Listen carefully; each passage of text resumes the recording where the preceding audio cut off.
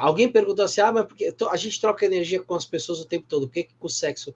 Porque é uma abertura íntima, muito grande.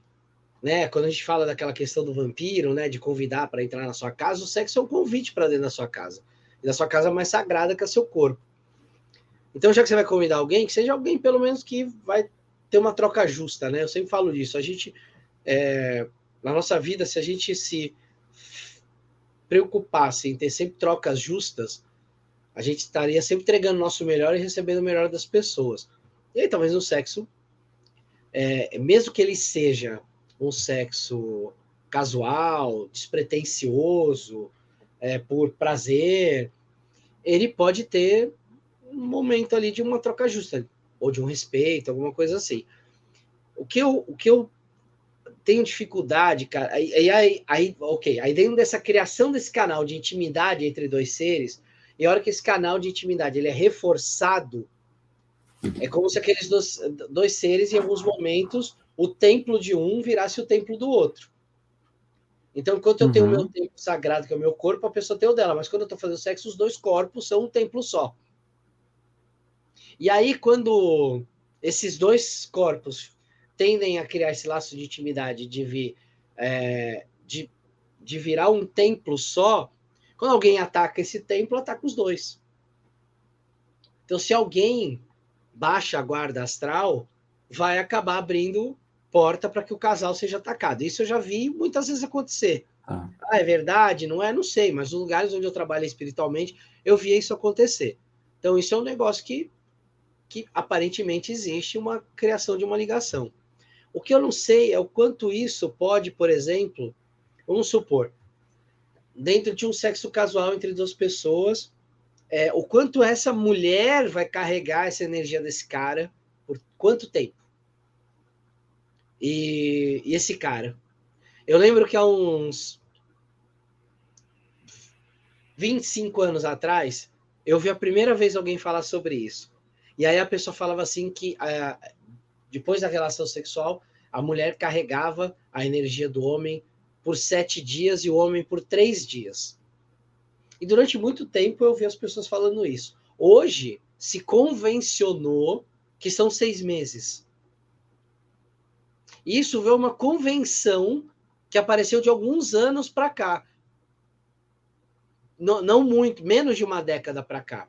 Então, o que eu vejo também muito na espiritualidade é que uma pessoa fala uma coisa, a outra ouve, acha aquilo interessante, repete, outra repete, outra repete, outra repete, e quando a gente menos imagina, vira uma verdade.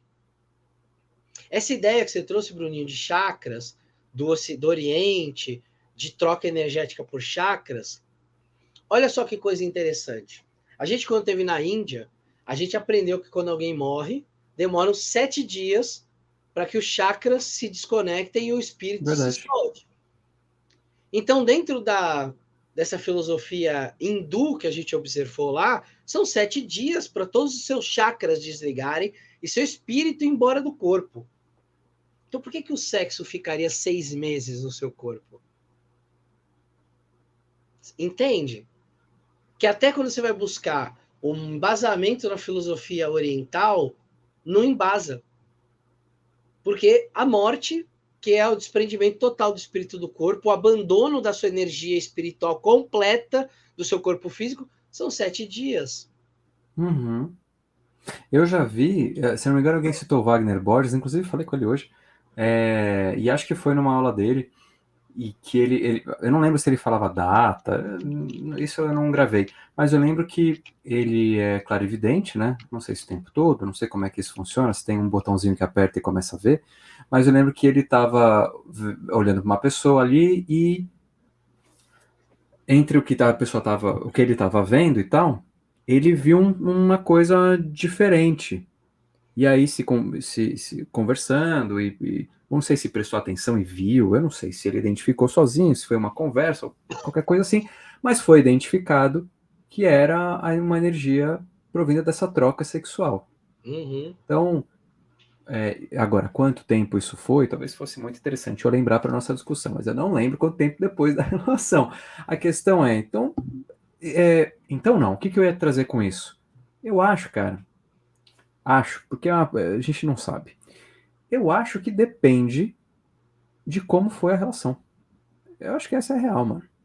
Pode Porque tem ser, e relação que pode é ser. xoxa, que quase não tem troca, são né, aquela coisinha, vamos, vai, faz tempo que a gente não faz, estamos fazendo, vamos fazer. E aí, e tem aquela coisa de tipo, pá! Eu, que fisiologicamente eu sinto diferença, e aí eu tendo a acreditar que energeticamente essa energia também acompanha o fisiológico, aquele sexo que você, caralho, amor, ontem, caralho, né? E tem outros que, tipo, você não. Né? Então eu tendo a acreditar que algumas relações elas talvez fiquem mais tempo. Porque foi muito intenso tudo. Foi uma doação dos dois muito intensa. Não sei. Eu acho que talvez não tenha ali uma regra, né? Talvez tenha mesmo uma energia que dure mais tempo e energias que vão embora mais cedo. E tem gente que faz magia, inclusive, para que isso dure mais tempo. E gente que faz magia para cortar o vínculo para que isso vá embora mais cedo. Eu acho que no fundo, se a gente for pensar dentro da filosofia da magia, o que determina a duração de uma magia? É a força da intenção que você coloca nela e o tempo em que você bomba o sistema mágico. Você mantém o circuito mágico funcionando. Então, acho que enquanto você estiver pensando naquilo, naquela pessoa, naquele fato, naquele ato sexual, estiver bombando esse circuito energético, aquela bombando no bom sentido, aquela energia vai permanecer de alguma forma, porque se magia é a manipulação da realidade através da sua vontade, da sua intenção, então, se eu ponho aquela intenção o tempo todo, talvez eu mantenha essa energia em mim, esse tempo em que eu mantenho a energia. Alguém brincou ali, né? A Ana falou, não sei se ela brincou, mas acho que Mas ela aí não é citou um a tema que é sua? muito comum: divórcio energético. Tem gente fazendo divórcio energético mesmo, porque tem gente que não consegue se desprender energeticamente da outra. Eu entendo quando você fala a sua, mas é a sua.